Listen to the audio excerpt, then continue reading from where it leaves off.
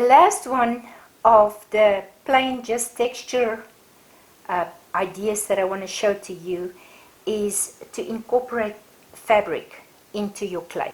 Buy a piece of fabric that's got a texture on it, or buy some lace. Lace is very popular for this. I just grabbed a piece of cloth, the cheesecloth that I have, that I'm many times using in my studio, and I am just taking it in whichever way I think I can take it.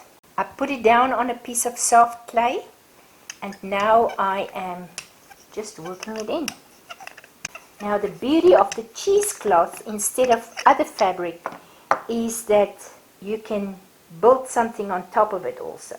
Because I have a kind of a uniform pattern built up here, I can decide whether I would like to add a flower on there.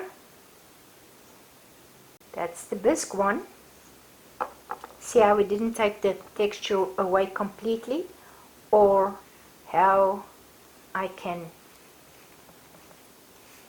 use the plaster of Paris stamp and it takes that away completely. I think I went in a little deeper, so there are ways that you can take that one away completely, but can you see how you can overlap your textures?